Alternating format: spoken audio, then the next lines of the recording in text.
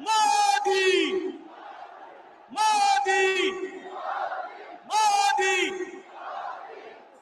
मोदी मोदी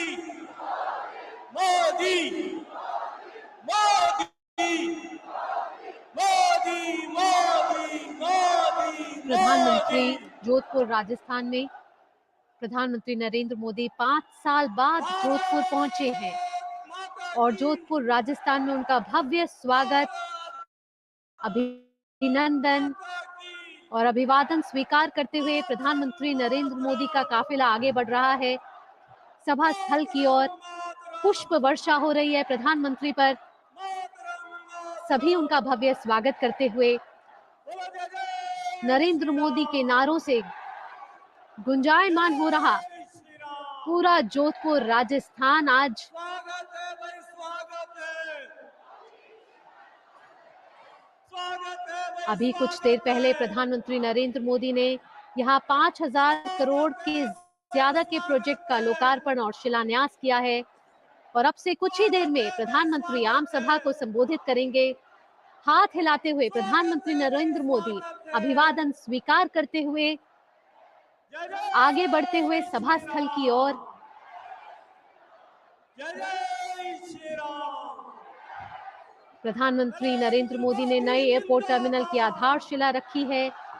साथ ही जोधपुर एम्स के trauma, emergency और critical care, Rajasthan central university की लाइब्रेरी, हॉस्टल और मेस का भी और IIT जोधपुर का एक फेज का भी लोकार्पण किया है। नरेंद्र मोदी जिंदाबाद, नरेंद्र मोदी लगातार नरेंद्र मोदी के नारे लगते हुए स्वागत है भाई, स्वागत है, जोधपुर को आज कई परियोजनाओं की सौगात मिली है। स्वागत है भाई, स्वागत प्रधानमंत्री है, नरेंद्र मोदी ने कई विकास परियोजनाएं राष्ट्र को स्वागत समर्पित है की भाई, हैं। स्वागत है, बोलो जय जय श्री राम, जय जय श्री राम।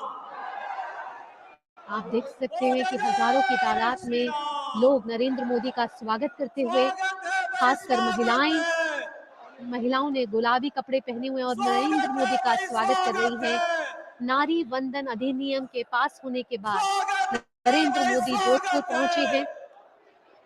संसद में से सर्वसम्मति से पारित कराया गया और कुछ ही मिनटों के बाद प्रधानमंत्री नरेंद्र मोदी आम सभा को संबोधित करेंगे। आपको बता दें कि इस साल के अंत में राजस्थान में विधानसभा चुनाव होने हैं। लोकप्रिय यशस्वी प्रधानमंत्री, विश्व के सबसे लोकप्रिय नेता, देश के 14 करोड़ गरीबों के जीवन को परिवर्तित कर, तो आप देख सकते हैं कि सुरक्षा चाक गरीबी चौबंद, की रेखा से बाहर निकालने वाले, कोरोना की आपदा केंद्रीय के मंत्री समय गजेंद्र सिंह शेखावत टीके बनवा करके विश्व संबोधित का करते सबसे हुए बड़ा टीकाकरण कर देश को बचाने वाले, देश के 80 करोड़ गरीबों को 3 साल से भी ज्यादा समय तक मुफ्त राशन दे करके लोगों के चूल्हा जलते रहे इसको सुनिश्चित करने वाले गरीबों के मसीहा मोदी जी का आप सब लोगों ने हृदय पूर्वक स्वागत किया। मैं आपका अभिनंदन करता हूं, धन्यवाद करता हूं। ये जो पीछे लोग खड़े हैं, इनको एक बार भीतर आने दिया जाए। जहां जगह खाली है, ये मेरे भाई और मैंने 2 बार कहा है, मुझे लगता है कि कहीं ठीक से समझ नहीं आ रहा है। ये डीसीपी साहब जो यहाँ खड़े हैं, एक बार इसको खुलवाएं और इस ये जो खाली कुर्सियां, इन पे सब पे पीछे जो लोग खड़े हैं उनको आगे आने दें एक बार। ज्ञानचंद जी, मेरी आवाज सुन रहे हैं तो इसको एक बार खोलिए यहां से जल्दी से। बोलो स्वागत है भाई, स्वागत है। इधर दाहिने तरफ भी ये जो आपने रोका हुआ है राइट हैंड साइड के गेट नंबर 2 की एंट्री पे, यहां से भी एक बार खोल करके आने दीजिए सबको। ये पीछे से आने दीजिए भाई सबको, क्यों रोक रखा है आपने?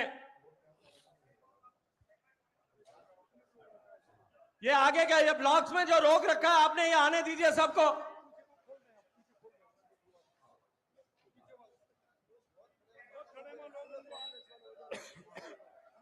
ये जो कर्टेन लगाया था पीएम साहब के तो आने के समय प्रधानमंत्री में, नरेंद्र मोदी का गाड़ी आपसे कुछ ही बदलने के देर में एक्सचेंज ऑफ आम व्हीकल के सभा समय को में इस संबोधित कर्टेन को करेंगे। हटाने की बात प्रधानमंत्री हुई थी, इसको नरेंद्र हटा दें मोदी तुरंत। जोधपुर नहीं तो राजस्थान में कार्यकर्ता लोग मौजूद खुद ही हैं, हटा दें, जरूरत जहां नहीं है किसी का प्रधानमंत्री इंतजार नरेंद्र करने की। मोदी का काफिला ये जो सफेद लगातार पर्दा लगा सभा हुआ है स्थल इसको की ओर हटा दें आगे बढ़ सारे। रहा है।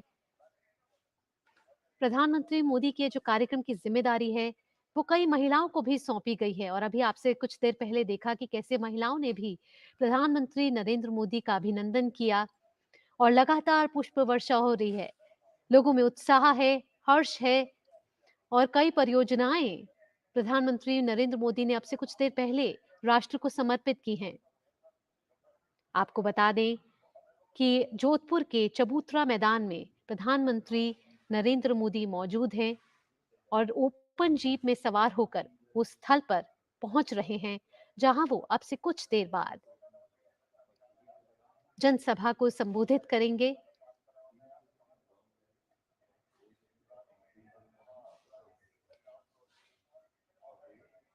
प्रधानमंत्री ने राजस्थान में स्वास्थ्य ढांचे को मजबूत करने के लिए आज महत्वपूर्ण योजनाओं का शिलान्यास किया है। इन परियोजनाओं के तहत अखिल भारतीय आयुर्विज्ञान संस्थान जोधपुर के 350 बिस्तरों वाला ट्रॉमा सेंटर और क्रिटिकल केयर हॉस्पिटल और पूरे राजस्थान में प्रधानमंत्री Ayushman Bharat health infrastructure mission के तहत 7 क्रिटिकल केयर ब्लॉक अब विकसित किए जाएंगे।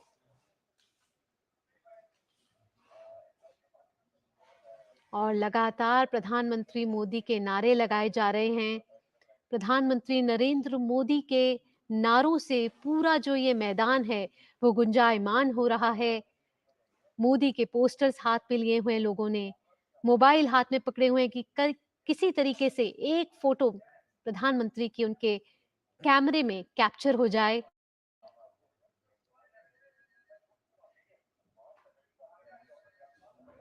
और आपको बता दें कि जोधपुर को सूर्य नगरी भी कहा जाता है, और आज प्रधानमंत्री ने 5,000 करोड़ रुपए से भी ज्यादा की लागत वाली विभिन्न परियोजनाओं का लोकार्पण और शिलान्यास किया है।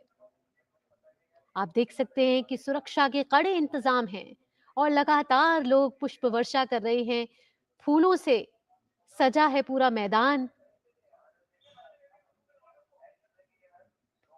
साथ ही प्रधानमंत्री मोदी ने राजस्थान जोधपुर में भारतीय प्रौद्योगिकी संस्थान आईआईटी जोधपुर परिसर राष्ट्र को समर्पित किया है, और इसके साथ ही जोधपुर हवाई अड्डे पर नए टर्मिनल भवन और साथ ही अखिल भारतीय आयुर्विज्ञान संस्थान एम्स ट्रॉमा सेंटर और क्रिटिकल केयर हॉस्पिटल ब्लॉक की आधारशिला रखी है। प्रधानमंत्री नरेंद्र मोदी के काफिले के आगे आप देख सकते हैं कि महिलाएं चल रही हैं, और नारी शक्ति वंदन विधेयक सर्वसम्मति से संसद में पारित हो जाने के बाद प्रधानमंत्री का ये जोधपुर दौरा आज हो रहा है। लोगों की भीड़ उमड़ी हुई है, लोगों में उत्साह है प्रधानमंत्री नरेंद्र मोदी की एक झलक पाने का, एक झलक देखने का।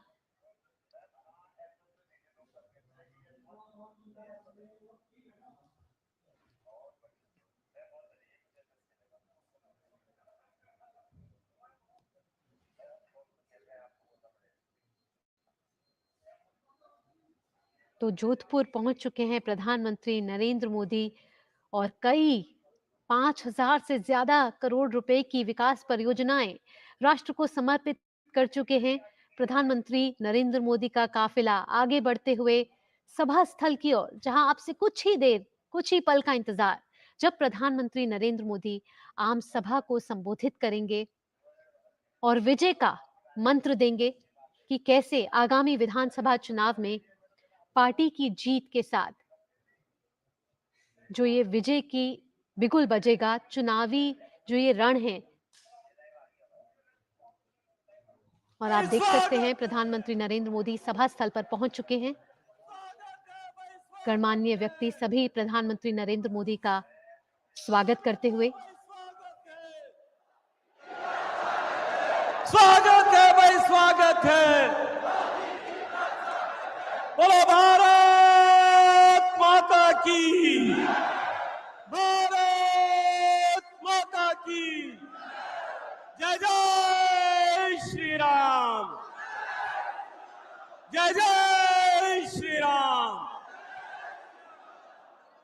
देश के यशस्वी प्रधानमंत्री गरीब, किसान, दलित, शोषित, पीड़ित, वंचित, इन सब के जीवन में एक नई आशा का संचार करते हुए उनके जीवन को परिवर्तित करने वाले गरीबों के मसीहा, मां भारती के सच्चे सपूत और भारत माता का सम्मान विश्व के पटल पर एक नए तेज के साथ देदीप्यमान करने वाले माननीय प्रधानमंत्री नरेंद्र मोदी जी हम सब के बीच में उपस्थित हैं।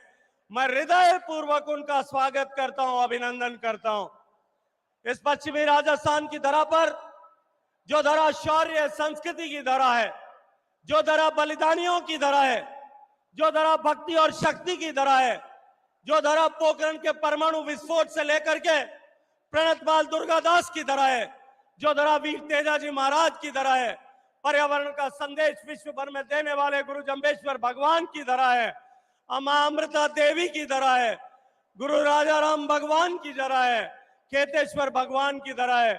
इस पवित्र पूजित धरती पर माननीय प्रधानमंत्री जी का हम सब लोग मिलकर के स्वागत करें, जोरदार तालियों के साथ में एक बार स्वागत करें और बोले भारत माता की, भारत माता की। माननीय प्रधानमंत्री जी के शौर्य का प्रतीक, सम्मान का प्रतीक राजस्थानी साफा बांध करके स्वागत करने के लिए मैं प्रदेश के यशस्वी अध्यक्ष सांसद भाई सीपी जोशी जी से अनुरोध करता हूं कि वह आए और हम सब के प्रिय नेता, विश्व के सबसे लोकप्रिय नेता आदरणीय मोदी जी को साफा पहना करके, ये चुंदरी का साफा, ये सतरंगी साफा, जो साफा शौर्य का प्रतीक है, सम्मान का प्रतीक है, जो सद्भाव का प्रतीक है, वो साफा पहना करके स्वागत करें। बोले जो भारत माता की। माननीय प्रधानमंत्री जी, आपने अनेक बार इस विषय का उल्लेख किया है। विश्व को आपने अभी एक नई जीवन की अवधारणा, लाइफ अवधारणा के माध्यम से, लाइफ स्टाइल फॉर एनवायरमेंट की अवधारणा देकर के विश्व को भारत के ऋषियों मनीषियों द्वारा स्थापित हमारी अपनी सोची पर्यावरण के संरक्षण के साथ जुड़ी ऐसी परंपरा के साथ में जोड़ने का आह्वान किया है। पर्यावरण की रक्षा का संकल्प इस पश्चिमी राजस्थान की धरा पर सदियों पहले लिया गया था। माननीय प्रधानमंत्री जी, इस पश्चिमी राजस्थान के रेगिस्तान के दौरों की लाइफलाइन जो खेजड़ी का पौधा है, ये खेजड़ी का वृक्ष, जिसे एक पेड़ को बचाने के लिए 363 माताओं बहनों ने मां अमृता देवी के नेतृत्व में जो बलिदान किया था, उस बलिदानी वृक्ष का एक पौधा, खेजड़ी का पौधा, जिसे हमारे संस्कृति में, हमारे पुराणों में शमी वृक्ष कहा गया है, वो पौधा भेंट करने के लिए मैं आदरणीय अर्जुन राम मेघवाल जी को आग्रह करता हूं कि वे आए और माननीय प्रधानमंत्री जी को शमी का वृक्ष उपहार स्वरूप दें। माननीय प्रधानमंत्री जी, हमारे पुराण में लिखा है, शमी शम्यते पापम शमी शत्रु विनाशिनी अर्जुनस्य धनुर्धारी रामस्य प्रियदर्शिनी करिण्यमानो छात्राय यथा कालम सुखम मया तत्र निर्विघ्नं कर्मि त्वं भव श्री राम पूजिता। भगवान श्री राम ने जिस खेजड़ी के वृक्ष की पूजा की, हे शमी वृक्ष, आप पापों का नाश और शत्रुओं का विनाश करने वाले हैं। प्रभु राम ने आपका पूजन किया है, आप प्रभु राम के अति प्रिय हैं। आप हमें सत्य के मार्ग पर चलने की प्रेरणा दें तथा विजय श्री प्रदान करें। माननीय प्रधानमंत्री जी की एक बड़ी माला के माध्यम से स्वागत करने के लिए मैं सभी मंचासीन अतिथियों को आग्रह करता हूं, अनुरोध करता हूं।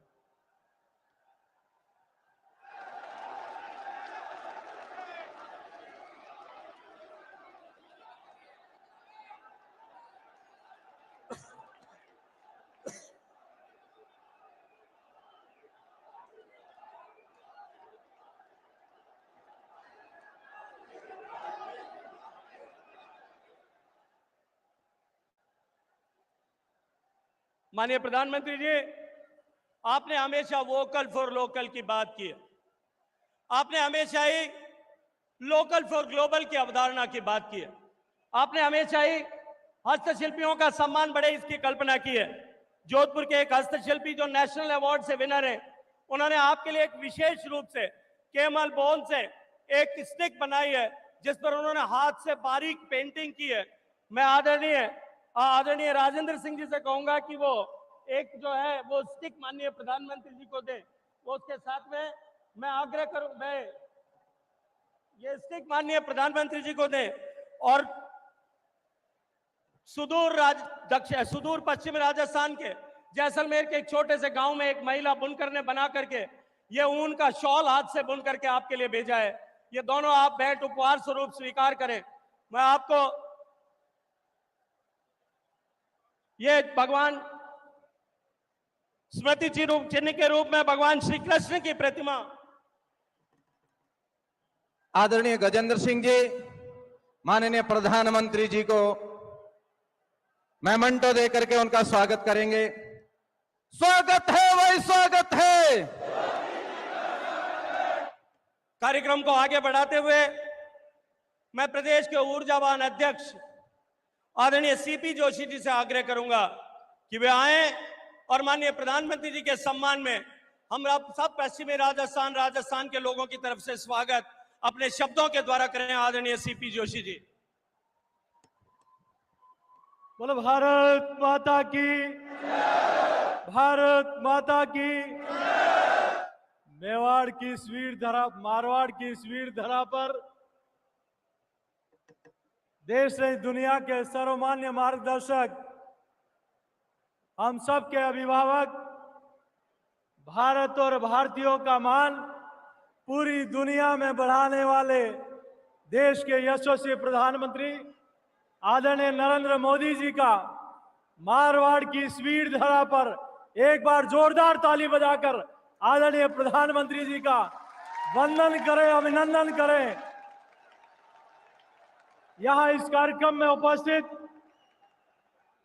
हमारे पार्टी की राष्ट्रीय उपाध्यक्ष आदरणीय वसुंधरा राजे जी, भारत सरकार के मंत्री और इसी क्षेत्र के लोकप्रिय सांसद माननीय गजेंद्र सिंह जी, भारत सरकार के कानून मंत्री आदरणीय अर्जुन मेघवाल जी, राजस्थान विधानसभा में राजस्थान की आवाज बनकर गूंजने वाले नेता प्रतिपक्ष आदरणीय राजेंद्र सिंह जी, कैलाश चौधरी जी, मंचासीन समस्त पार्टी के वरिष्ठ नेतागण और इस विशाल पंडाल में उपस्थित मारवाड़ के देवतुल्य जनता जनार्दन, आज हमारा सौभाग्य है कि इस वीर दुर्गादास की इस वीर धरा पर आदरणीय प्रधानमंत्री जी ने हजारों करोड़ रुपए की योजनाओं का लोकार्पण शिलान्यास किया है।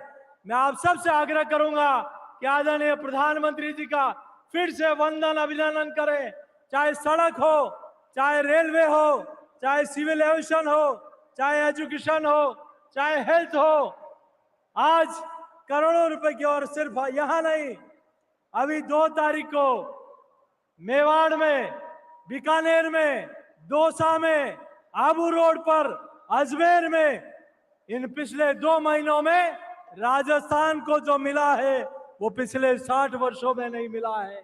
इसीलिए लोग ये बात जरूर करते हैं, मुखिया मुखसो चाहिए, खान पान को एक, पाले पोसे सकल संग, तुलसी सहित विवेक। एक मुखिया वो होता है जो देश को दुनिया की ताकत बना देता है। एक मुखिया वो होता है जो गरीब के कल्याण की बात करता है और काम करता है।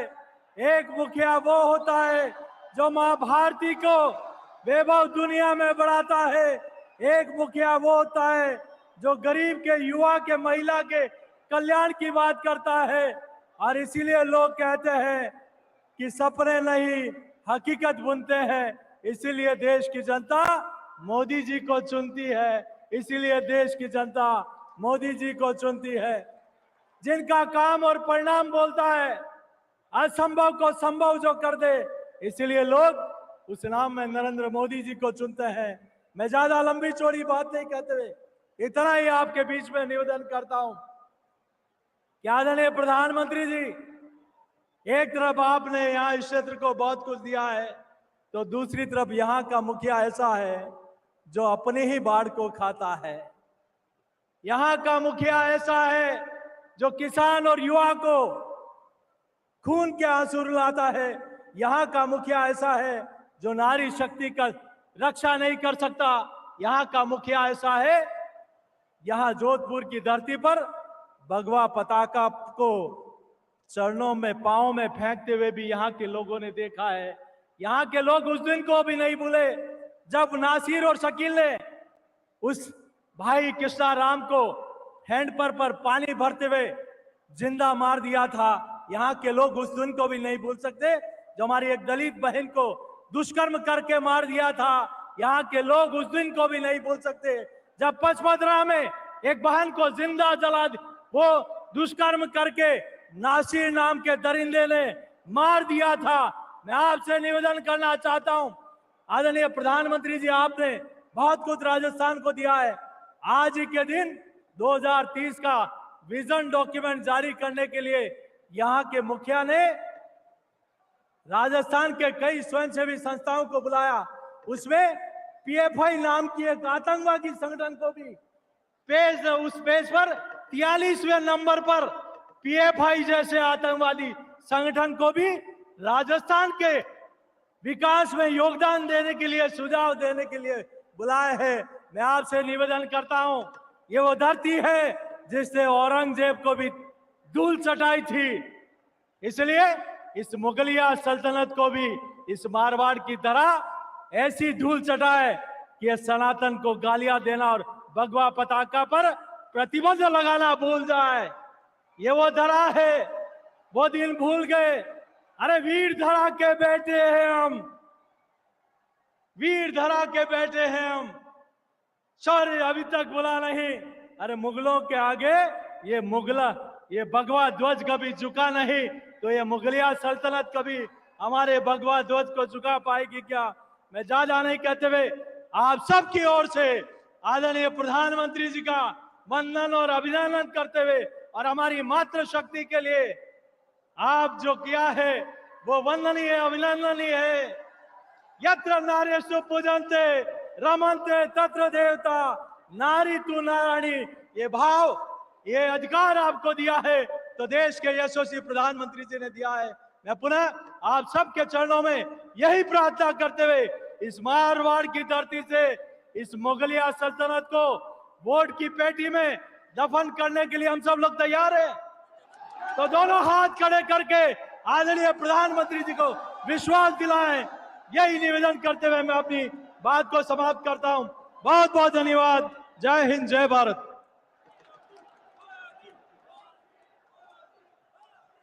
धन्यवाद सीपी जोशी जी। अब मैं आप सबके बीच में आदरणीय प्रधानमंत्री जी को आप सब की तरफ से आह्वान करता हूं कि वो आए और महिलाओं को सम्मान देने वाले और महिलाओं के नेतृत्व में अब देश का विकास होगा, इसका सूत्रपात करने वाले प्रधानमंत्री जी का हम स्वागत करें। बोलो भारत माता की।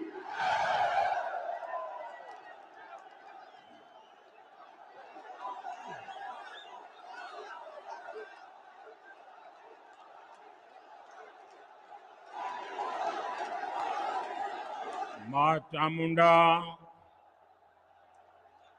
अचलेश्वर महादेव और श्री सिद्धनाथ महादेव को मैं श्रद्धा पूर्वक प्रणाम करता हूं। मैं संत रामदेव, वीरांगना गोराधाय, वीर दुर्गादास राठौड़ और मां अमृता देवी जैसी महान संतानों को भी शत शत नमन करता हूं। आज मैं लोंगोवाल युद्ध के नायक भैरव सिंह राठौड़ जी को भी आदरपूर्वक श्रद्धांजलि अर्पित करता हूं। मुझे याद है जब वो आखिरी समय में अस्पताल में थे तो मैंने उनसे फोन पर बात की थी, उनके स्वास्थ्य के बारे में जाना था। मैं इस वीर धरा के हर वीर और वीरांगना को बहुत ही आदर के साथ प्रणाम करता हूं। मेरे परिवारजनों, आज जोधपुर के लोगों को, मारवाड़ के लोगों को कई उपहार एक साथ मिले। एक विशेष उपहार की तैयारी तो मैं पहले ही दिल्ली से करके आया हूं। कल ही भाजपा सरकार ने तय किया है कि अब उज्ज्वला की लाभार्थी बहनों को केंद्र सरकार की तरफ से गैस सिलेंडर सिर्फ 600 रुपये में मिलेगा।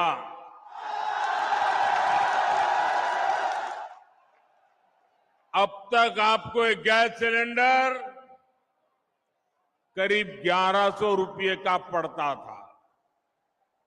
रक्षाबंधन के दौरान हमारी सरकार ने उज्ज्वला लाभार्थियों के लिए गैस सिलेंडर 400 रुपये तक सस्ता किया था।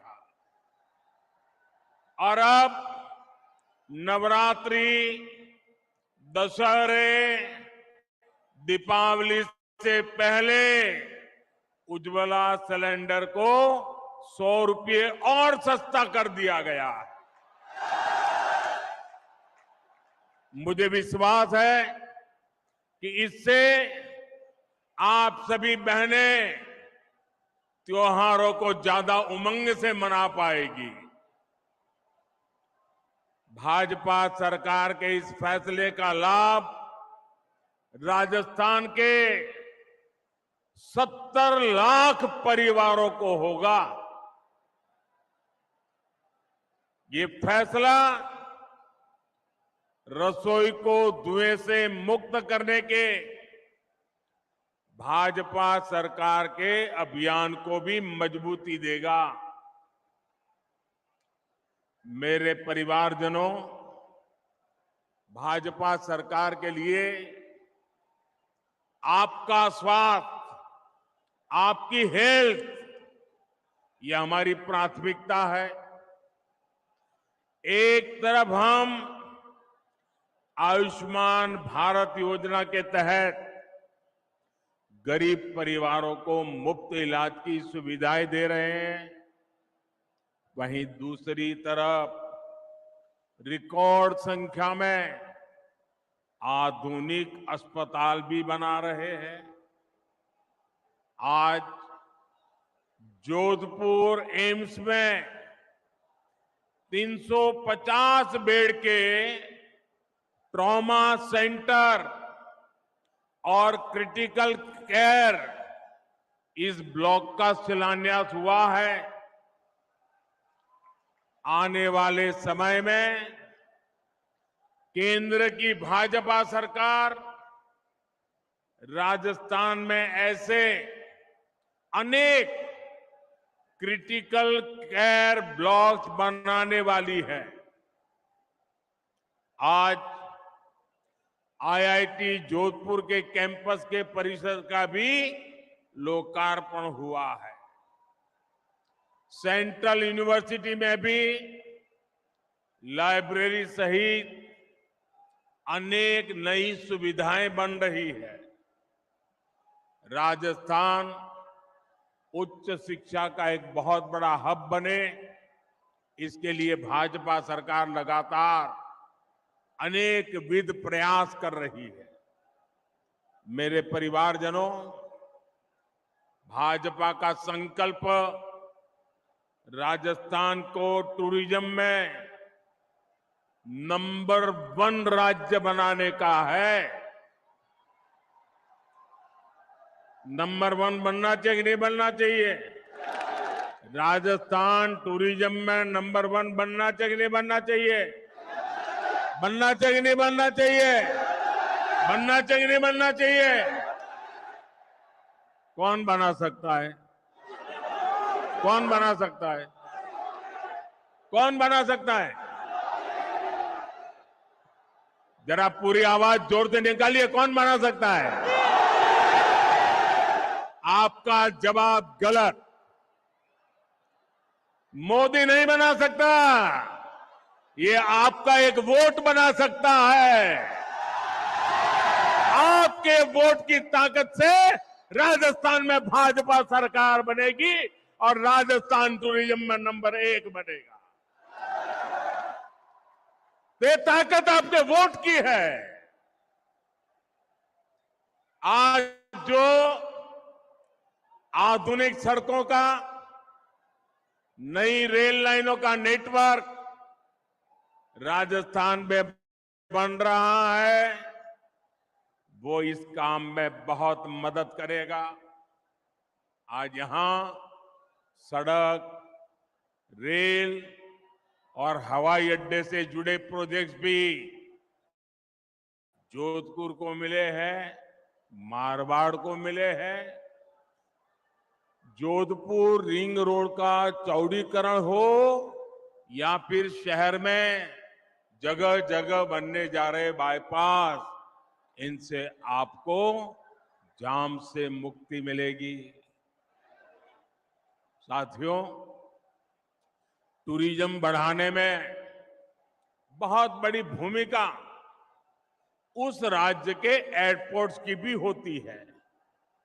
एयरपोर्ट पर जितना किचकिच होगी, उतना ही टूरिस्ट वहां से दूर भागेंगे। इसलिए आज भाजपा सरकार देश के कोने कोने में नए आधुनिक एयरपोर्ट बना रही है। आज यहां जोधपुर और उदयपुर एयरपोर्ट की नई टर्मिनल बिल्डिंग का शिलान्यास हुआ है।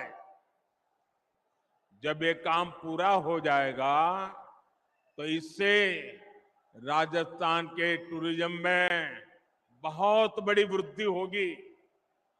नया टर्मिनल बनने के बाद जोधपुर एयरपोर्ट की क्षमता 10 गुना बढ़ जाएगी। उदयपुर एयरपोर्ट पर भी आज के मुकाबले 3 गुना ज्यादा पैसेंजर आ पाएंगे। जब सुविधाएं बढ़ेगी तो पर्यटक भी ज्यादा आएंगे, और जब पर्यटन ज्यादा आएंगे तो टैक्सी वाले भी कमाएंगे, ढाबे वाले भी कमाएंगे, होम स्टे वाले भी कमाएंगे। साथियों, भाजपा की केंद्र सरकार वाइब्रेंट विलेज प्रोग्राम भी चला रही है। इसके तहत सीमावर्ती गांवों का विकास किया जा रहा है। इसका भी बहुत अधिक लाभ हमारे इस क्षेत्र को होने वाला है। हम राजस्थान के कोने कोने में विकास को पहुंचा कर रहेंगे, और इसलिए राजस्थान कह रहा है, भाजपा आएगी, राजस्थान में खुशहाली लाएगी। अब आपने देखा होगा, अभी मैं एक सरकारी कार्यक्रम से यहां आ रहा हूं। ये जोधपुर में करीब 5,000 करोड़ रुपए के विकास के काम, उसका शिलान्यास या उद्घाटन करके आया हूं आपके यहां। अभी 15 मिनट पहले सरकारी कार्यक्रम था, लेकिन मुख्यमंत्री जी गायब थे।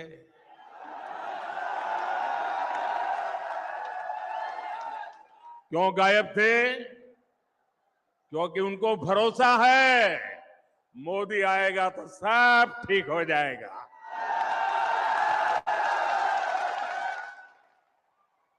उनको मोदी पे इतना भरोसा है, और इसलिए उनको लगा करे भाई मोदी आ रहा है तो बस हो जाएगा। और मैं भी उनको कहता हूं, आप विश्राम कीजिए, अब हम संभाल लेंगे।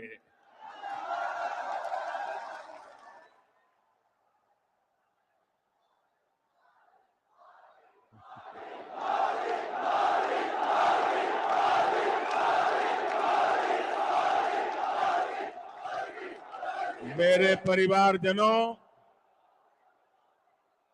केंद्र की बीजेपी सरकार अपनी तरफ से राजस्थान के विकास के लिए हर कोशिश कर रही है, लेकिन यहां की स्थिति देखकर बहुत दुख होता है। 5 साल में कांग्रेस के कुशासन ने क्या हाल कर दिया है।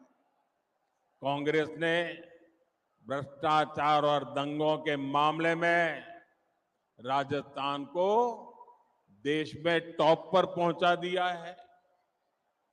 कांग्रेस ने महिलाओं और दलितों के विरुद्ध अत्याचार के मामले में राजस्थान को नंबर 1 बना दिया है।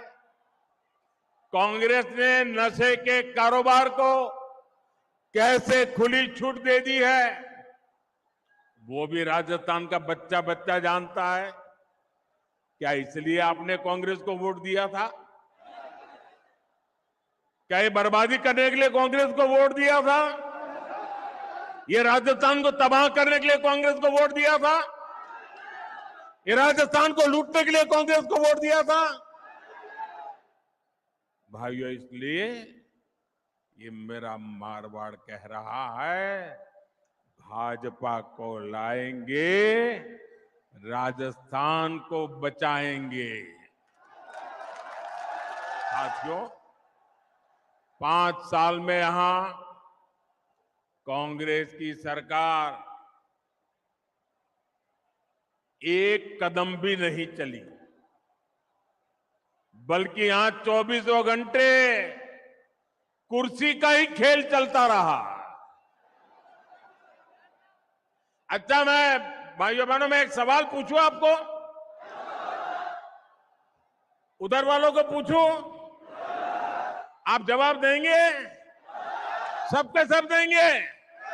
अच्छा, आप सबने लाल डायरी के बारे में सुना है? सुना है? माताओं बहनों ने भी सुना है, उधर बच्चियों ने भी सुना है। लोग कहते हैं कि लाल डायरी में कांग्रेस के करप्शन की हर काली करतूत उसमें है। आप मुझे बताइए, इस लाल डायरी के काले राज, सुनिए, इस लाल डायरी के काले राज खुलने चाहिए कि नहीं खुलने चाहिए? सब खुलकर के बाहर आना चाहिए कि नहीं आना चाहिए? हिसाब चुकता होना चाहिए कि नहीं होना चाहिए? बेईमानों को सजा होनी चाहिए कि नहीं होनी चाहिए? अब मुझे बताइए, क्या कांग्रेस सरकार लाल डायरी के राज खुलने देगी क्या? सामने आने देगी क्या? अगर ये सच जानना है तो कौन चाहिए? ये कौन चाहिए? भाजपा सरकार लानी होगी। भाजपा सरकार बनाना जरूरी है। मैं आज आपके बीच आया हूं तो आपको एक और वायदा करूंगा। कांग्रेस के पेपर लीक माफिया ने यहां के लाखों युवाओं का भविष्य बर्बाद कर दिया है। राजस्थान का युवा इंसाफ मांग रहा है। चुनाव के समय बेरोजगारी भत्ते का वादा करने वाली कांग्रेस ने यहां के युवाओं को पेपर लीक माफिया के हवाले कर दिया। ऐसे हर पेपर लीक माफिया के खिलाफ बीजेपी सरकार सख्त से सख्त कार्रवाई करेगी। आप याद रखिएगा, बीजेपी आएगी, राजस्थान में रोजगार लाएगी। भाजपा आएगी, राजस्थान में पेपर माफिया को मिटाएगी। मेरे परिवारजनों, जब कानून व्यवस्था की ऐसी स्थिति हो, वहां निवेश नहीं होता, वहां व्यापार कारोबार चौपट हो जाता है। लेकिन कांग्रेस की सरकार को राजस्थान के हित से ज्यादा अपना वोट बैंक प्यारा है। मैं आपसे एक और बात जानना चाहता हूं। जोधपुर जब दंगों में जल रहा था, मैं आपसे पूछना चाहता हूं, जवाब दोगे ना? जवाब दोगे ना? जब जोधपुर दंगों की आग में जल रहा था, तब यहां के मुख्यमंत्री क्या कर रहे थे? जब यहां हिंसा हो रही थी, निर्दोष लोग मारे जा रहे थे, तो कांग्रेस के नेता क्या कर रहे थे? क्या कांग्रेस की पहली और आखिरी नीति सिर्फ और सिर्फ तुष्टीकरण ही है क्या? रामनवमी, परशुराम जयंती, हनुमान जयंती, कोई भी त्योहार ऐसा नहीं है जिसमें राजस्थान से पत्थरबाजी की खबरें न आती हो। जिस जोधपुर शहर को शांति के लिए जाना जाता था, वहां दिन दहाड़े गैंगवॉर होती है। एक व्यापारी के बेटे का अपहरण होता है, उसे बेरहमी से मार दिया जाता है।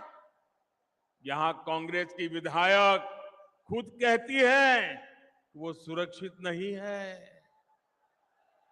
हम कल्पना कर सकते हैं कि सामान्य बहन बेटी की यहां क्या स्थिति होती होगी। सिरोही की 8 साल की मासूम बच्ची, सांचौर की 2 नाबालिग बेटियां, नागौर में 7 साल की बच्ची, कोई मुझे बताए उनका क्या कसूर था। ऐसी कितनी ही मासूम बेटियां हैं जिनको असमय ही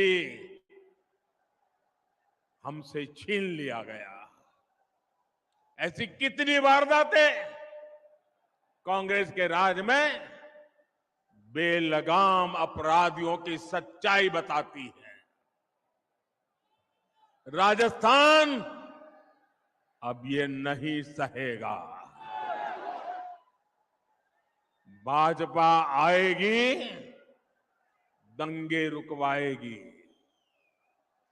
भाजपा आएगी, गुंडागिर्दी रुकवाएगी। भाजपा आएगी, महिला सुरक्षा लाएगी। मेरे परिवारजनों, कुछ दिन पहले ही देश ने एक इतिहास रचा है। नारी शक्ति वंदन अधिनियम संसद में पारित हो गया है, लेकिन इस कानून ने कांग्रेस और इसके गठबंधन गठबंधन के नेताओं की पोल खोल दी है, उनको बेनकाब कर दिया है। ये लोग कभी महिला आरक्षण के समर्थन में नहीं थे, इसलिए अब ये कानून बनने के बाद ये बौखला गए हैं। ये लोग आए दिन देश की बेटियों के लिए अपमानजनक भाषा में बात कर रहे हैं। इनको समझ ही नहीं आ रहा है कि मोदी ने बहनों को दी ये गारंटी मोदी ने पूरी कैसे कर ली। ये नहीं जानते मोदी की गारंटी यानी हर गारंटी पूरा होने की गारंटी। मेरे परिवारजनों, कांग्रेस को राजस्थान की महिलाओं की किसी तकलीफ से भी कोई लेना देना नहीं है। जब तक कांग्रेस की दिल्ली में सरकार रही, उसने कभी पानी की चिंता नहीं की। भाजपा की केंद्र सरकार ने 4 वर्ष पहले हर घर जल पहुंचाने का अभियान शुरू किया। 4 वर्ष में देश भर के 10 करोड़ नए परिवारों तक पाइप से पानी पहुंचाया गया है। लेकिन यहां की कांग्रेस सरकार उस तेजी से काम करने ही नहीं दे रही है। जिस तेजी से काम करना हम चाहते हैं, वो रुकावटें डालती रहती है। यहां तो पानी की उस योजना में भी भ्रष्टाचार को बढ़ावा दिया जा रहा है। मेरे परिवारजनों, आप देखिए, हमारा देश ऐसा है कि कोई परिवार अगर पानी की प्याऊ भी लगा देना तो पीढ़ियों तक उस परिवार का गौरव और सम्मान होता है।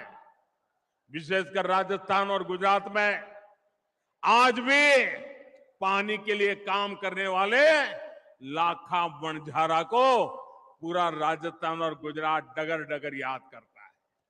करता है कि नहीं करता है? पानी का महत्व है कि नहीं है? अब आप देखिए, भाजपा का चरित्र देखिए, आप भाजपा को समझिए। एक उदाहरण से आप भाजपा के चरित्र को जान सकते हैं। हिंदुस्तान में कई राज्य हैं जहां नदियों के पानी को लेकर के एक राज्य दूसरे राज्य से मार काटने वाली लड़ाई लड़ रहे हैं। एक बूंद पानी एक राज्य दूसरे राज्य को देने को तैयार नहीं है। लेकिन ये भाजपा का चरित्र देखिए। जब गुजरात में बीजेपी की सरकार थी, मुझे मुख्यमंत्री के नाते सेवा करने का मौका था। नर्मदा का पानी हमारे राजस्थान को जरूरत थी, 1 घंटा नहीं लगाया, हमने नर्मदा का पानी आज भी राजस्थान को देते हैं और उपकार नहीं करते। हमें गर्व होता है कि मेरे किसान भाई बहनों को हम पानी पहुंचा रहे हैं। ये हमारा चरित्र है। भाइयों बहनों, आज आजादी के अमृत काल में देश का मिजाज सर्वश्रेष्ठ करने का, सबसे बेहतर करने का बन गया है। भारत जिस स्केल पर काम कर रहा है, उसकी कोई पहले कल्पना भी नहीं कर सकता था। भारत ने अपना चंद्रयान चंद्रमा के उस हिस्से पर उतारा है जहां पहले कोई नहीं पहुंचा था। ऐसा करने वाला दुनिया का पहला देश बना है हमारा भारत। अब मुझे बताइए, हर हिंदुस्तानी को चंद्रयान से गर्व हो रहा है कि नहीं हो रहा है? गर्व हो रहा है कि नहीं हो रहा है? हर हिंदुस्तानी का माथा ऊंचा जा रहा है कि नहीं जा रहा है? अभी कुछ ही दिन पहले 1 अक्टूबर को पूरे देश ने गांधी जी को स्वच्छता के माध्यम से श्रद्धांजलि दी। 1 अक्टूबर को देखिए, हिंदुस्तान एक तरफ चंद्रमा पर भी जाता है तो दूसरी तरफ 1 अक्टूबर को 9 लाख से ज्यादा कार्यक्रम देश भर में हुए। इन कार्यक्रमों में करीब 9 करोड़ लोगों ने खुद जाकर के सफाई का काम किया, स्वच्छता का काम किया और गांधी जी को श्रद्धांजलि दी। राष्ट्रीय संकल्पों से खुद को जोड़ने के उसकी ये अभिलाषा हम भारतीयों को हर लक्ष्य तक लेकर जाएगी। हम आत्मनिर्भर बनने के लिए, विकसित बनने के लिए हर संभव प्रयास कर रहे हैं। वोकल फॉर लोकल का मंत्र भी आज हर देशवासी की जीवन शैली का हिस्सा बन गया है। आप कल्पना कर सकते हैं 2 अक्टूबर को दिल्ली के अभी 2 दिन पहले की बात कर रहा हूं मैं, दिल्ली का एक खादी भंडार, मैं एक ही खादी भंडार की बात कर रहा हूं, 2 अक्टूबर को एक दिन में दिल्ली के एक खादी भंडार में 1.5 करोड़ रुपए के खादी उत्पादों की बिक्री हुई है। 1.5 करोड़। कितने गरीबों का भला हुआ, कितने गरीबों के घर में रोजी रोटी मिली, ये काम हम करते हैं। वाकई साथियों, मेरा देश बदल रहा है। वो चंद्रयान पर भी जा रहा है, वो सफाई भी कर रहा है, वो वोकल फॉर लोकल भी कह रहा है। और इसमें राजस्थान बहुत बड़ी भूमिका निभा रहा है। लेकिन मेरे परिवारजनों, कांग्रेस साथ आज एक दिक्कत हो गई है। वो भाजपा का विरोध करते करते भारत का विरोध करने लग गई है। आज पूरी दुनिया में भारत का डंका बज रहा है, भारत की वाहवाही हो रही है, लेकिन कांग्रेस को इससे दिक्कत हो रही है। आप मुझे बताइए, आज दुनिया में भारत का डंका बज रहा है कि नहीं बज रहा है? जरा जोर से बोलिए। ये आगे वाले भी कह रहा, कुछ अगर सुनते हैं तो बोलिए। क्या दुनिया में भारत का डंका बज रहा है कि नहीं बज रहा है? बज रहा है कि नहीं बज रहा है? अमेरिका में भारत का डंका बज रहा है कि नहीं बज रहा है? इंग्लैंड में भारत का डंका बज रहा है कि नहीं बज रहा है? सिंगापुर में भारत का डंका बज रहा है कि नहीं बज रहा है? जापान में भारत का डंका बज रहा है कि नहीं बज रहा है? आपको गर्व होता है कि नहीं होता है? आपको गर्व होता है कि नहीं होता है? आपको अच्छा लगता है कि नहीं लगता है? कांग्रेस वालों को नहीं लगता है, उनको दुख होता है। भाजपा सरकार ने भारत को 10वें नंबर से 5वें नंबर की आर्थिक ताकत बना दिया है। कांग्रेस तो इससे भी परेशानी है। और ये मोदी की गारंटी है, आप देख लेना, कुछ ही वर्षों में मोदी 10 नंबर से पहले 3 में पहुंचा के रहेगा। भारत ने, अब देखिए कितने बड़े गर्व की बात है कि भारत ने made in India corona vaccine बनाकर अपने देशवासियों के साथ साथ दुनिया के करोड़ों लोगों का जीवन बचाया।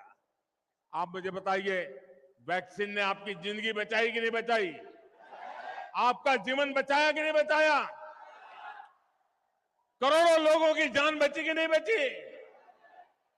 अब कांग्रेस को ये मेड इन इंडिया वैक्सीन से भी बहुत परेशानी हो रही है। वैक्सीन से जुड़े भारत के भगीरथ प्रयास, इसकी दुनिया में चर्चा हो रही है, हमारे वैज्ञानिकों की चर्चा हो रही है। और मैंने सुना है आजकल एक मूवी आई है, एक फिल्म आई है, the vaccine war. Vaccine war नाम की फिल्म आई है। मैंने सुना है कि भारत में कोविड से लड़ाई लड़ने के लिए हमारे देश के वैज्ञानिकों ने जो रात दिन मेहनत की,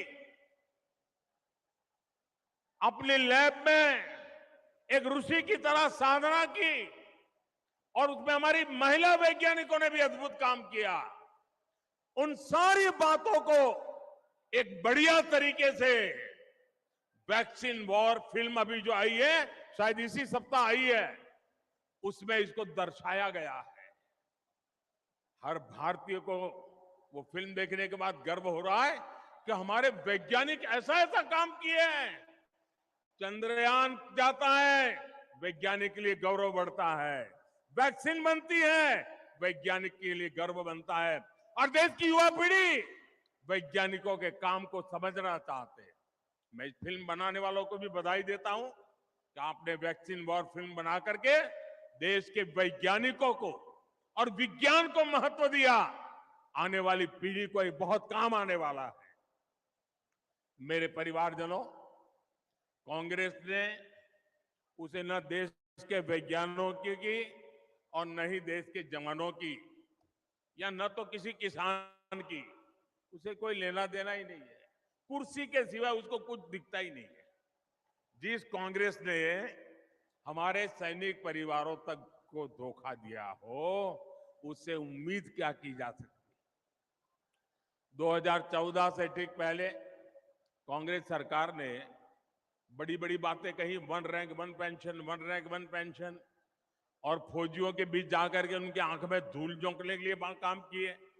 बहुत सारी ड्रामेबाजी की, उनके 4-6 चेले चपाटे भी बयान देने आ गए। किया क्या? 500 करोड़ रुपया का प्लान बनाया, 500 करोड़ रुपया। अब 500 करोड़ का प्लान बनाया। कांग्रेस को पहले दिन से पता था कि 500 करोड़ से कुछ नहीं होने वाला है। जानते थे 1 रैंक 1 पेंशन हो ही नहीं सकता है, उनको पूरा पता था। लेकिन लोगों को मूर्ख बनाने की हिम्मत थी उसमें, झूठ बोलने की ताकत थी, भ्रम फैलाने की आदत थी। 1 रैंक 1 पेंशन का वायदा मोदी ने गारंटी दी थी, मोदी ने पूरा किया। और आप हैरान रह जाएंगे, 1 रैंक 1 पेंशन के तहत अभी तक देश भर के सैनिक परिवारों को 70,000 करोड़ रुपए मिल चुके हैं। 70,000 करोड़। 1 लाख से अधिक पूर्व सैनिकों को 4,000 करोड़ रुपए से ज्यादा एक एक परिवार को मिले हैं। आप बताइए, 1 लाख परिवारों को 4,000 करोड़, ये मामूली चीज नहीं है भैया। कहां 500 करोड़ और कहां 70,000 करोड़, ये कांग्रेस के खेल समझिए भाइयों। आप सोचिए, कहां कांग्रेस के 500 करोड़ और कहां 70,000 करोड़। इतना झूठ बोलते हैं ये लोग। साथियों, कांग्रेस ने हमारे छोटे किसानों को भी नहीं पूछा। कांग्रेस ने किसानों से कर्ज माफी का वादा किया और हजारों किसानों की जमीन नीलाम कर दी। जिन किसानों ने जान दी है, उसका जिम्मेदार कौन है? यहां के जो हमारे बाजरा उगाने वाले किसान हैं, उनके बारे में भी बीजेपी ने ही सोचा है। भाजपा सरकार बाजरे को, मोटे अनाज को श्री अन्न के रूप में पूरी दुनिया में नई पहचान देने में जुटी है। G20 सम्मेलन के दौरान बाजरे की रोटी, दूसरे श्री अन्न के पकवान हमने दुनिया भर के नेताओं को परोसे।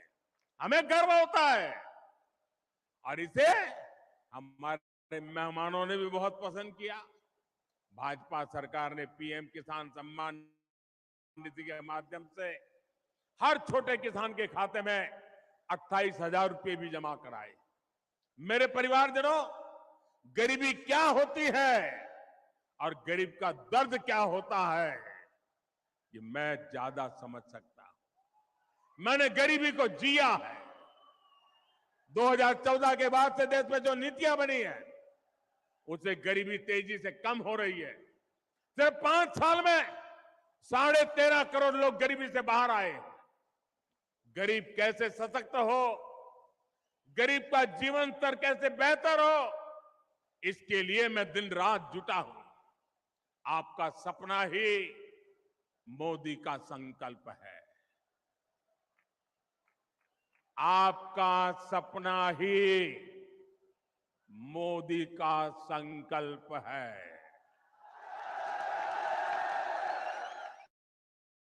हमें राजस्थान को विकसित बनाना है।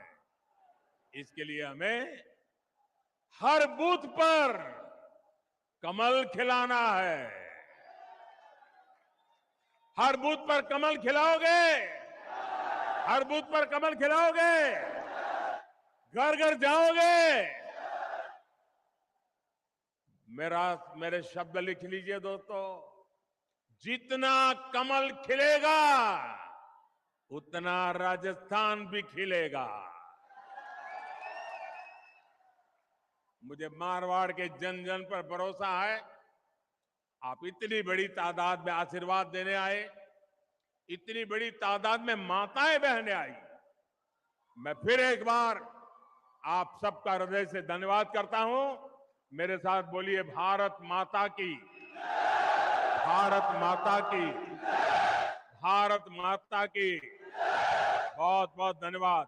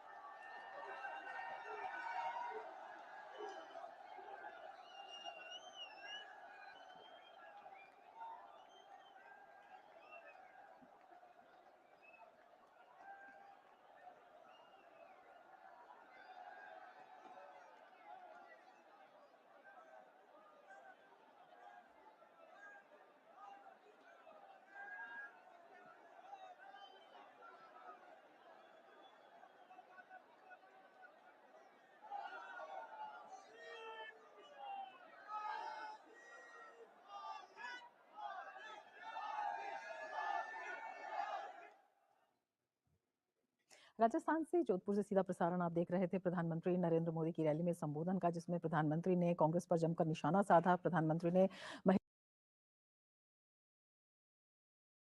I lost my grandmother in January of that year. And within 9 months, I lost my father. It made me introspect. It made me slightly philosophical. And I think it fundamentally changed in many ways the person that I was as well. In my first meeting with Mr. Modi, I thought to myself that I'd be spending 10 minutes at most. Modi ji spent an hour and 15 minutes with me. And the bell didn't ring once. The time he spends with you is with you. And that is leadership to me. And as I said to you, that I am not someone who's governed by this. I'm someone who's governed by this. For the BJP, it's country followed by party. For others, it's the converse. That's the difference. Why has this alliance all come together? It is not a fight for democracy. It's a fight for kursi. I'm very clear whether there is an India alliance or there's no India alliance. The BJP is very strongly rooted in Madhya Pradesh. Election does not start the day the model code of conduct comes into place. For me, an election starts the day you win an election. Why is Mr. Kamal Nath so confident of victory? When there is a yawning gap between what you perceive to be your reality versus what the reality on the ground is, that to you is a case in point with the Congress party. The fact that cities and airports that were wiped off the civil aviation map post World War II today are thriving as airports. It is no longer a China plus one strategy. It is now an India strategy.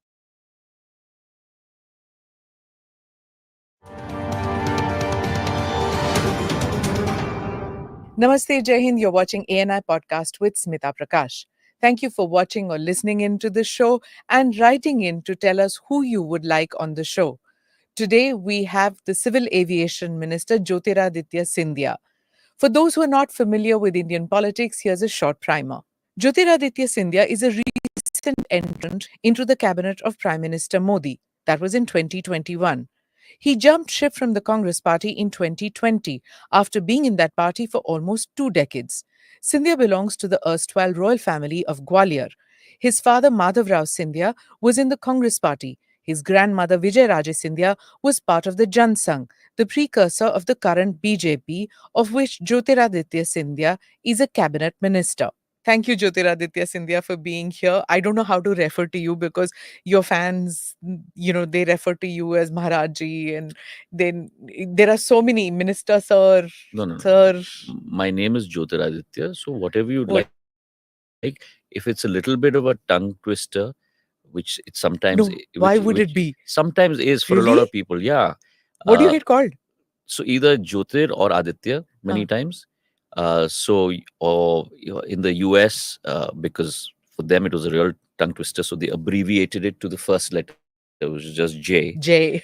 Uh, so You're not uh, Joe. no, no, no. I certainly am not a Joe. You're not a Joe. I'm not a Joe. Yeah. So whatever you like. Okay. All right. So, there are a bunch of questions which I want to ask you, but I would, of course, begin with your portfolio. When you joined the BJP and when you joined PM Modi's cabinet, it was like a given. I think most people thought that, yes, he is going to get civil aviation. Um, Tell me, how did you feel when it was offered to you, or did you ask for it? No, not at all. I have, first of all, I've never put a preference for any portfolio throughout my 2 decades of public service, in any of the portfolios that I've held. Secondly, I do not think that it is your domain to ask for one, whether it may be your preference or not. Mm. It is whatever the leadership decides is right for you, where the leadership, in its opinion, feels Mm. that you can do the best justice. Mm. And therefore, for me, it was, first of all, a very exciting portfolio to have for various reasons that we'll probably get into while we converse through this interview. But most importantly, it was also a very emotional one for me.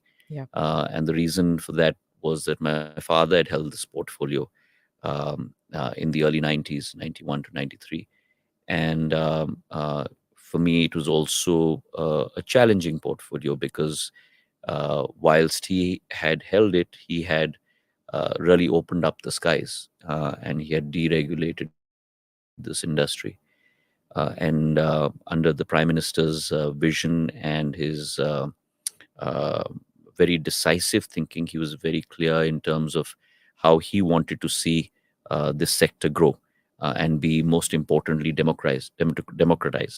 And therefore, for me, it was a great challenge when I found out that I had this portfolio. For our overseas viewers, here's a short primer about Jyotiraditya Scindia's father, Madhav Rao Scindia.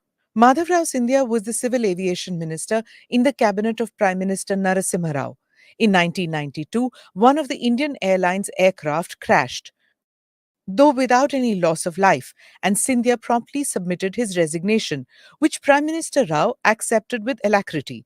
Madhav Rao Scindia died at the age of 56 in a plane crash in Uttar Pradesh. All 8 people died in the crash. At that time, he was being seen as the future Prime Minister candidate of the Congress party. Young Jyotiraditya Scindia was symbolically anointed the head of the family after his father's death. Jyotiraditya's father was the son of the erstwhile ruler of the Gwalior royal family. Jyotiraditya's mother, Madhavi Raje Scindia, is the great-granddaughter of the former Prime Minister of Nepal and Maharaja of Kaski and Lamjung, Shamsher Bahadur Rana. So let's rewind back to the time when your father passed away. What was it like at that moment? Because you were really young, and your father was seen as a prime ministerial candidate even in those years, and people saw so much potential in him. And here you were, this young person. He was an influential. I mean, every son is close to his father, but for you, he was more than just a father. He was a hero of sorts. Tell me a little bit about that period in your life. It's a painful period. It's not a period that, to be very candid with you, I like revisiting too often. Hmm. I had been away at Stanford for 2 years. I was pursuing my MBA. And my parents had just come for my graduation May of 2001. And whilst I was at Stanford, I had participated in a business plan competition. And as it turns out, my colleague and I, uh, with our business plan, we had won the competition. And therefore, we were pretty much set on the path of making that idea, which was on a piece of paper, into reality. And it was very early years, way beyond this outsourcing business trend that had started in India. I'm talking about 2001, almost 22 years ago, and we were looking at really the high end outsourcing, high end, high value outsourcing. So we were looking at the technology aspect of it. Diwali gift के लिए thank you जी। पर क्या ये है 5G?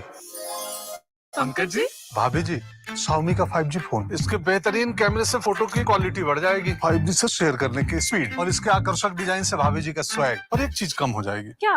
Price. इस दिवाली बनो दिल से smart. Diwali with me, tech से स्मार्ट, दिल से smart. And so I came back to India sometime in early mid-August of 2001, and we were looking for office space and hiring people and things like that. And within a month and a half of me coming back, and I was in Bombay, this happened on the 30th of September, and it pretty much changed my life. I then got into politics and ran for the first time for parliament in 2002. But you didn't have any political inclination till then?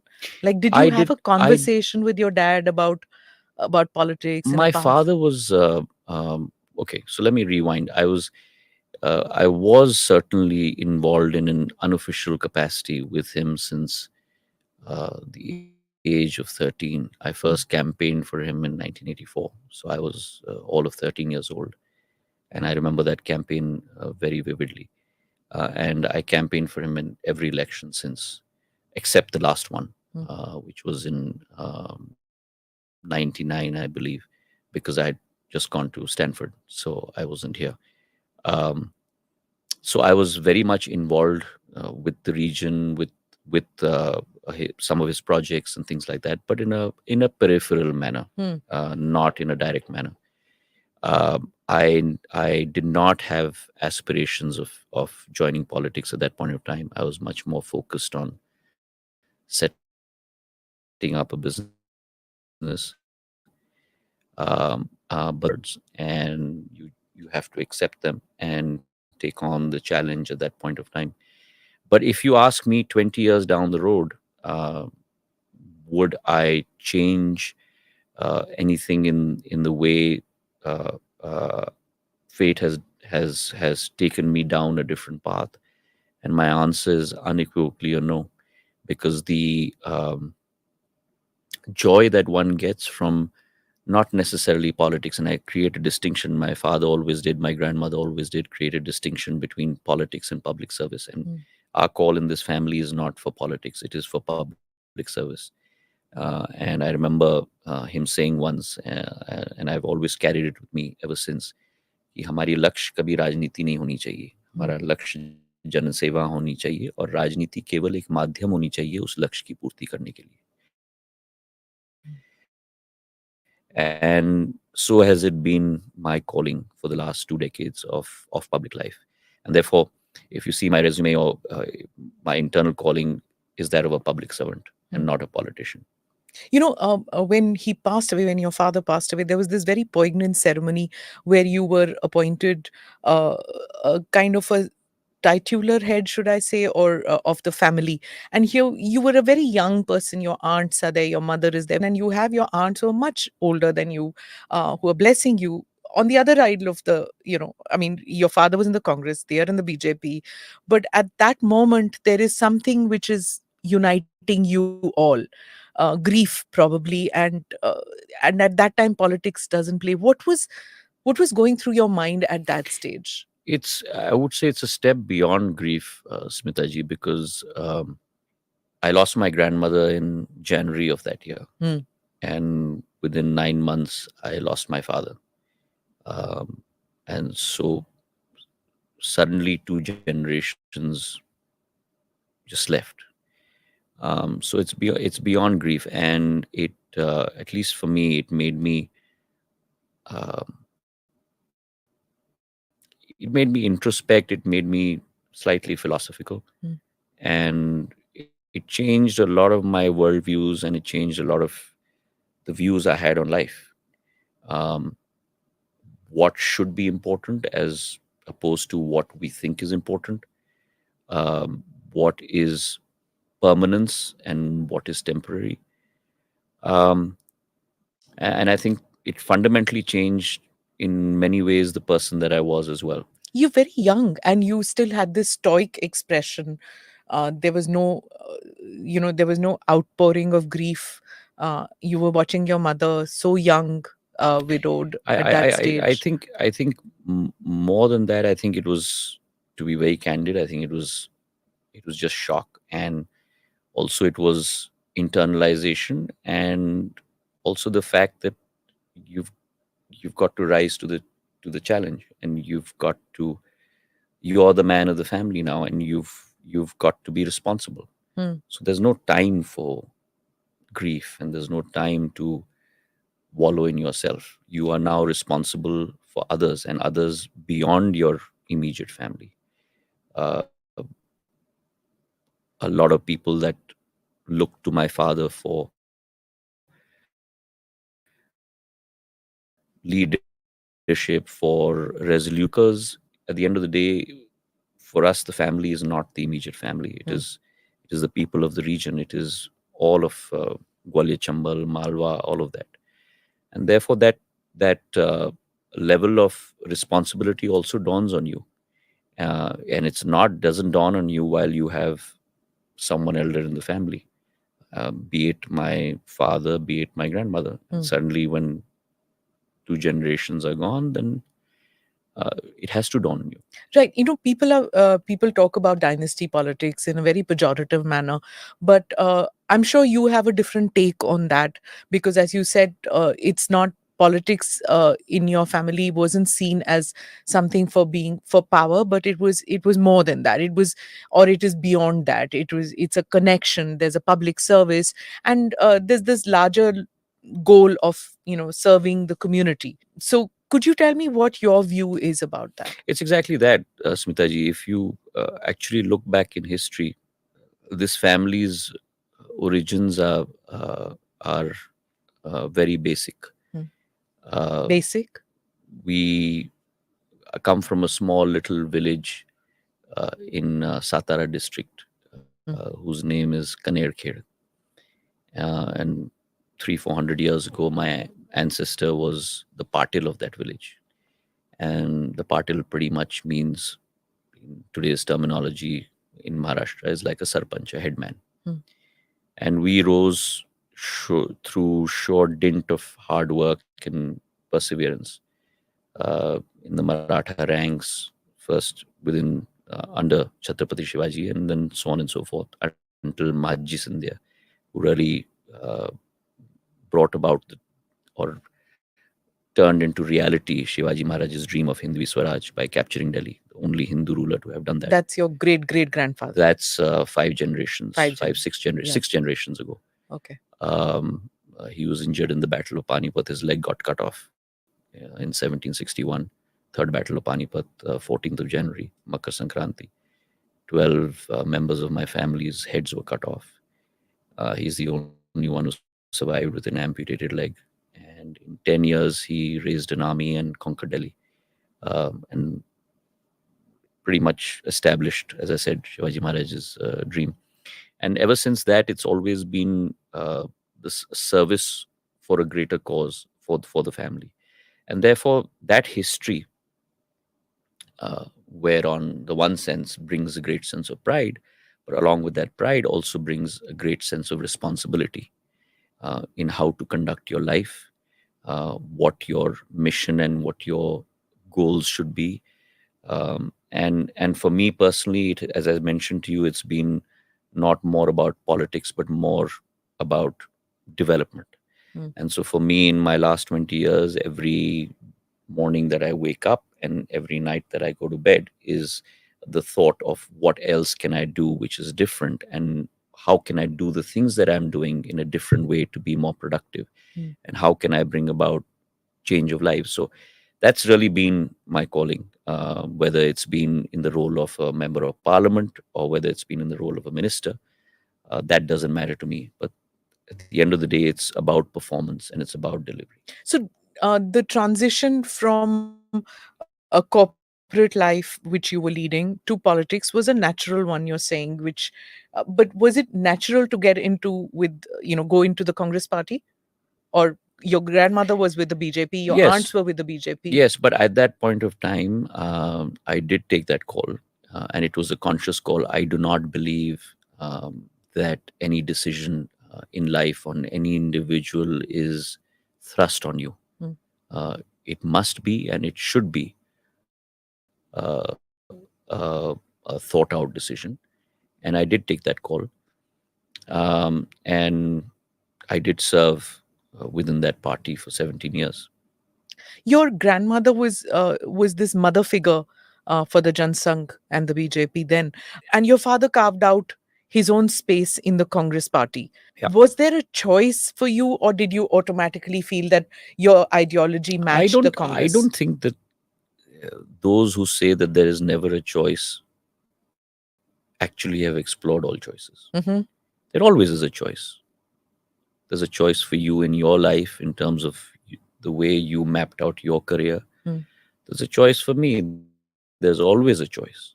Okay. And you do weigh every opportunity and every option that you have before you take a decision.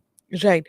You were seen as very close to the Gandhi family. There are people who've come on the podcast who say that among the few people they know, those who left the Congress and came to the BJP, that those who were in the Congress, they said of the people who could just walk in and chat with the Gandhi family, your name comes up right up there. You were very close to the siblings, Rahul Gandhi and Priyanka Gandhi. But what happened? Where did the relationship sour? Personal and political. It's not the issue of a relationship souring. It's the issue of an institution losing its moorings. Every institution, like every individual, has to have certain mission, values, principles, and goals. Every political party in India, I believe, certainly has its own. But when an institution starts losing its way, when an institution loses track with the reality of India, when an institution no longer is able to mold itself. So you have a group of vision, values, and morals, but then that constantly has to be molded along with what is happening in the environment. When that happens, then the process of decay sets in. On the other hand, you have a leader who is not only inspiring, but is very committed to the cause of public service, committed to the cause of the idea of India, is unflinching in his resolve to cleanse the system, is very focused on delivery and execution, changing the perception of India within India itself and externally. And therefore, there's a great attraction and a magnetism that Prime Minister Narendra Modi, in his persona, exudes.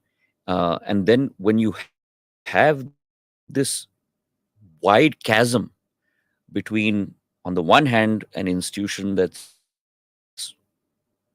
unfortunately going into decay and is not willing to turn around, and on the other hand, you have a enigmatic personality, then of course one is attracted towards that if your cause is public service.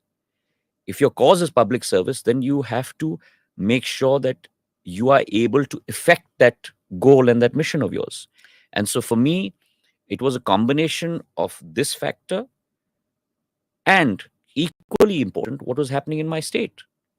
In 2018, we all thought that there was a track record that the BJP had, but we thought we could do way much better. And I was part of that.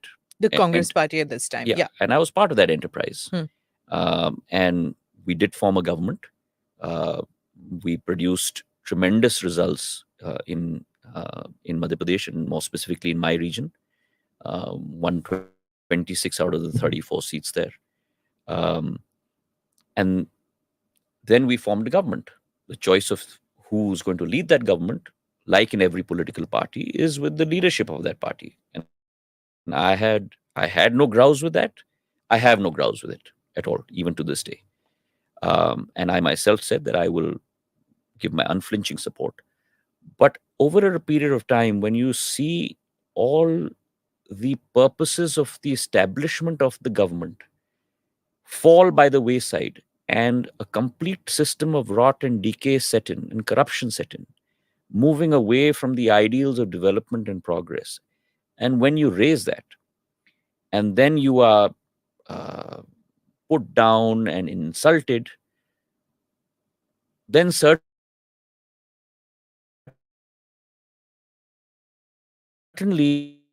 the cause of staying with an institution is not there anymore. And on the other side is a magnetism.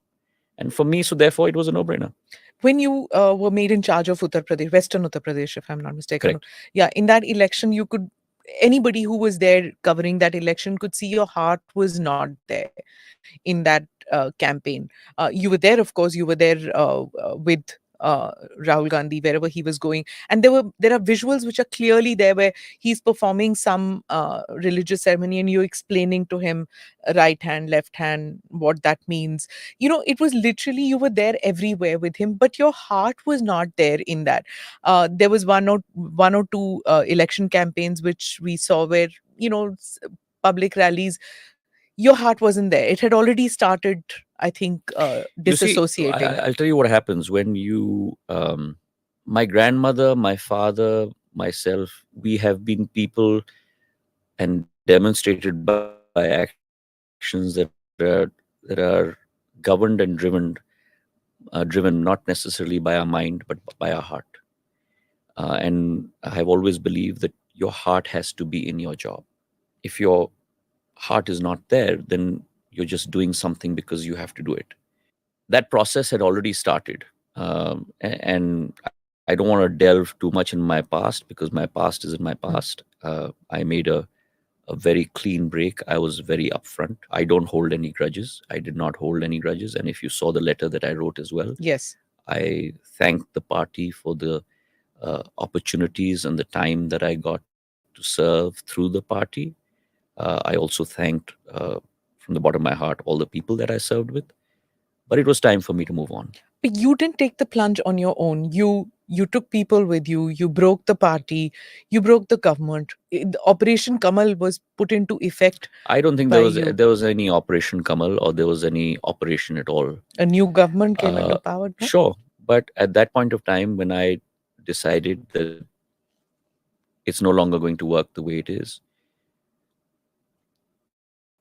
again, people who are not necessarily only politically tied with me, but there was an emotional bond, decided that they will also walk with me. And mind you, and I'd like to make this very, very clear in this conversation with you, you have seen many cases in the history of politics of India where Smita Prakash ji has gone from X to Y, and Jyotiraditya Scindia has gone from Y to Z. But there are very few cases where this has happened within 15 months of a government being formed. It's generally always the case that people move 4 months before an election or 6 months before an election. 15 months after a government has been formed, and that too after 15 years. And those who left with me, 25 of them, 6 of them were cabinet ministers in that government. And that just shows you the bankruptcy of that government, that let alone the fact that they could not hold on to their MLAs, they could not even hold on to their cabinet ministers, which also shows the persecution that probably went on within that government. Versus not only the public at large, because there were many promises that were made that were being defied every single day that this government was in government in Madhya Pradesh, but also people were being persecuted. And therefore, at some point of time, people also decided to call it quits. And all of them, mind you, went back to the people. So the old system where I would move from X to Y and nothing would happen to me doesn't stand good anymore. Because they had I have to fight. go back to the arena of the people and get elected again. And out of we had 29 by-elections, of which 28 seats were with the Congress. So 28 seats lay with the Congress party. The Congress party could retain only 9 of those seats. But those who came with you, out of that, 6 have gone back to the Congress now. No one's gone back. Not a single person has gone back. 22 came with you, and Not a single person has gone back. So the people who have gone back there have been people who've gone back, and there have been people who've come from the Congress to the BJP. Yeah. It's been both ways. But again, that's why I'm so glad I made that point to you. the floating population. So where are we now? Yeah. We are 55 days away from an election. So that is bound to happen. Okay. During election period, I think more than me, you have seen many more elections than I have, right? And during an election period, there is always this Aya Ram, Gaya Ram policy. True. And again, let me on in this conversation with you say that I hold no grudges. If you believe that you have a better opportunity somewhere else, no longer with the BJP, and that is your decision, it is better for you to move on. And I hold no grudges against those people. You may have no grudges, but obviously the Congress has grudges because Well, I can't help that. because they feel, like with Himanta Sharma, there's this feeling that it wasn't just one person going. You broke the party, you broke a system, and you set up another. And therefore, I'll tell you there's what, the thing that you could be no, I don't want to use the word traitor, but I'll tell you what, Smitaji. You run an organization. Okay? If a sizable number of people are leaving from your organization, should it be something that worries you or not? yes, Is it something that worries the Congress? apparently does, no? Because in Parliament, they lashed out at you recently. That's their prerogative. Hmm. And I hold no grudges for them to do that. But I don't think it does. And that's one of the issues. Any organization that is losing talent, at the end of the day, what defines a successful institution today in the world? Whether it's the media, whether it's a political organization, whether it's a corporate company. One single factor alone, and that is its HR. Human resource capability to be able to attract, retain, and make sure your talent is committed to you is the single biggest challenge facing any organization today in the world. And those that are successful versus those who are not, that is the distinction between those. So what is it that is working for the BJP as far as HR is concerned? I think the BJP believes in meritocracy. The BJP believes in a democratic system where if you agree or disagree, you can speak up and voice your opinion. The BJP believes in credibility. And I think from the Prime Minister to the Home Minister to the party president, all the way down the cadre, I think, and the democratization of the system. Today, if you're a minister in the central government, you're a member of parliament, you're an MLA, you're no bigger or no smaller than the ordinary BJP worker. You are first a Karyakarta. You are then anything else. And everything that is expected from a Karyakarta is expected from you. How did you take to that? Because I loved it because I have come from a corporate background. I started at the shop floor when I became a banker. Tell us about that. I graduated from Harvard in '93 and I joined investment banking soon after. And I was first in New York and then Hong Kong, and then came back to Bombay, and along with my boss set up the investment banking, Morgan Stanley investment banking office in Bombay. And it was the most enriching, rewarding experience. The other thing, along with HR, I think it's very important for any organization to continually be a learning organization. I don't think you can incentivize people by purely paying them a fat check, but you incentivize people by ensuring that they're always learning while they're on the job. And my learning curve was almost 85 degrees while I was in banking, because the exposure that I got. We started our investment banking office from our hotel room. So In Bombay. when I say that I was on the shop floor, we were on the shop floor. I was doing photocopying. I was preparing PowerPoint presentations for clients.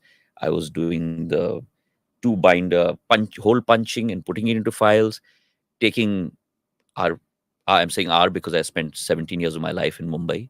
Our favorite black and yellow cabs in the monsoon rain in Mumbai. It's pouring, taking our blue binders, which we used to call our presentations, putting that as an So umbrella much on for our people heads. saying that you're a privileged background Yeah, kid and running from one office to the other and making pitches. It was an amazing learning experience. Mhm. And so I did that for almost 5 years before taking a year off and then finally deciding to go to business school. So you've gone through the mill in learning how to do it. You bring that discipline into the party when you come. Now here but you can't disassociate from the privileged background that you have. And you say I that wouldn't want to. you wouldn't want to. And But I wouldn't want to call it a privileged background. It's a background that I'm extremely proud of. It's a background that is steeped in hard work, uh, perseverance, commitment, ideals, and a vision. But you come to the floor level when you start, isn't it, as a karyakarta? You begin with learning a new kind of And I think working style, the ethics. ability to be able to adapt is key. Okay. Never ever in life, and this is something that I've learned both from my grandmother and my father, must you think that there is no learning left. You must always try and see what is it that you can better about yourself, what is it that you can correct about yourself. Always be open to constructive criticism. See how you can change the way that you evolve so that you can be a better human being. You've been in Delhi for so long, in various capacities as minister. You've been in parliament, but state politics is extremely important to you, isn't it? And now Madhya Pradesh is going to polls. I'd recently interviewed the chief minister, and I had asked him this also because in Madhya Pradesh there's this whole talk that there is Shivraj, there's a Naraz, and there's a Maharaj. So there are factions within the BJP where everybody's sulking. What do you have to say to that? First of all, there are no factions. And this terminology has been put forward by those who believe in a jhoot, loot, and suit ki sarkar. Suit ki sarkar? Yeah. They believe in corporatism. They believe in milking money out of the system.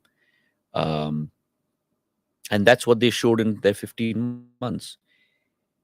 Imagine this, that if we had had that government through COVID, where there was no management, there was no care about preparing for COVID. If we had had that government today, a Madhya Pradesh that was a Bimaru state in 2003 when the BJP took over, across all levels of index in terms of development, was a complete failure. Today, that very state, from an irrigation potential point of view, has increased its potential 7 times, from 7.5 lakh hectares to 47 lakh hectares. Power production, we used to hear about, bijli nahi hai, lattu mein prakash nahi hai. From 5,600 megawatts to 28,000 megawatts. Potholed roads. You couldn't drive in Madhya Pradesh, and I'm sure you'd experience that as well. Yeah. 44,000 kilometers of roads, today 5 lakh lakh kilometers of roads, almost 12 times. GDP 11,000 rupees per capita, today 1,40,000 rupees, 1,40,000 rupees per capita. Doctors in Madhya Pradesh 7,500, today 51,000. Across all parameters of development, Madhya Pradesh has transformed itself under the leadership of the BJP, under Shivraj Singh Chauhan. If you did not have the BJP today, you would not have the development schemes which they had all scrapped. What did they promise? They said, Congress ka kehna saaf, har kisan ka karza maaf. And Congress, no one less than the Congress president himself, Rahul Gandhi, from every podium, said, अगर 10 दिन के अंदर हमने किसानों का कर्जा माफ नहीं किया, हम मुख्यमंत्री को बदल देंगे. The public waited for 10 days, for 6 months, for 15 months. Not a single kisan ka karza maaf hua. 26 lakh farzi certificates were distributed. Shivraj Singh Chauhan, as soon as he came into government, the byaj of every kisan, 2,300 crores, he put the money directly into the cooperatives. Today, you have a Kisan Samman Nidhi that is run by Prime Minister Modi, where 6,000 rupees is given to every marginal farmer's bank account. 11 crore farmers across the country. To that, the BJP state government has added an additional 6,000 rupees. That means close to about 84 lakh farmers have been added onto that scheme. So 12,000 rupees as opposed to 6,000. Ladli Behna Yojana, 1,000 rupees of empowerment per woman is going into people's accounts today. It is not something that we are promising. It's been happening since June. 1 crore 31 lakh women in our state. Infrastructure development. My area, Gwalior, today, I'm building out a 600 crore airport in Gwalior. Prime Minister has approved a 500 crore railway station in Gwalior. An elevated road, Gadkari Sahab is approved, like the ring road in Delhi, 1,400 crores. A water scheme connecting Chambal to Gwalior, which has been the dream of Gwalior, 1,200 crores has been approved. Would this development have happened under a Congress regime? Are the people buying this argument? Because the polls show that the belief that this will be made possible, the testament to that is the result that you got in the by-elections, where out of 28 seats held by the Congress lost 19, which means that you had some level of trust and belief that the BJP and its leadership would result in development and progress for this region, which had been ignored in the last 15 months. And I'm confident today that in this election in November, you will see a very strong re-emergence of a BJP government in Madhya Pradesh. There are people who feel that, Shivrajji has been CM for so long. The youth, they don't even know what it is like. The young voters, the first-time voters, they were probably 5 or 6 when he became chief minister, and he's been around. So many people who we spoke to said, "Boriyat ho gayi hai." If nothing else, it is that we want to change for no other reason that we've had Shivrajji for a long time. You want to change. Does that mean that they would want to change even in the BJP or just the chief minister? No, I don't think that. So you have two kinds of situations when you go into an election. You either have an anti-incumbency, and the best example of an anti-incumbency is what happened in 2003 to the Congress party, where the Congress party was reduced to 37 seats out of 230. That for you is anti-incumbency. Or you have, in the case of many governments, a re-election back into government. I certainly believe that in Madhya Pradesh, it is the latter and not the former. I have toured almost about 22 districts of Madhya Pradesh. And I do not forget about anti-incumbency. I see a pro-incumbency. Our schemes have resulted in actually economic development of people across all strata. Forget about caste, forget about religion, across all strata. And because of that, I see that there is tremendous belief in the BJP. The Congress has had a track record in Madhya Pradesh. You're absolutely right. if in the event it had not had a 15-month government. But people have tried and tested that 15-month government and seen exactly the yawning gap between the promises made and the delivery. And therefore, and 15 months, mind you, is a very, very long time for government. To give you my own example, I've been a minister now for just a little over 2 years. 15 months is a very, very long time for you to be able to perform. And if you had performed, and if Smita Prakash ji had left, you certainly in the by-election should have held on to the seats that were yours prior to Smita Prakash ji leaving. The fact that you could not hold on to your cabinet ministers, you could not hold on to your own MLAs. How many MLAs? 114 MLAs. You could not even hold on to 25 of them. And let me tell you on record here that there was rancor widespread, many more beyond the 25. Then why is Mr. Kamal Nath so confident of victory? Everyone is confident. Everyone exudes confidence. I have told you this many times, Smita ji, that when there is a yawning gap between what you perceive to be your reality versus what the reality on the ground is, that to you is a case in point with the Congress party. See, but Rahul Gandhi recently said he showed confidence about Madhya Pradesh. He said Chhattisgarh and Madhya Pradesh is in the bag. Rajasthan will be kind of a fight. He wasn't saying that we're going to win all 4 states, all 5 states. I'm not going to get into a debate over what X says or Y says. I'm only saying to you from my side that I have a full 100% confidence that the BJP will form the next government in Madhya Pradesh. Why do you think Kamal Nath ji doesn't want the India alliance, INDIA alliance to campaign or to hold rallies? He's like, I don't need them. We are fine with ourselves. He's that confident. You should ask him that. He seems, see, the about it, that do you think any ripples at all in your state? From my point of view, I'm very clear whether there is an India alliance or there's no India alliance. The BJP is very strongly rooted in Madhya Pradesh. It is rooted in every panchayat. It is rooted in every ward. Couple that with the fact that development has reached every panchayat, development has reached every ward. There is tremendous amount of belief in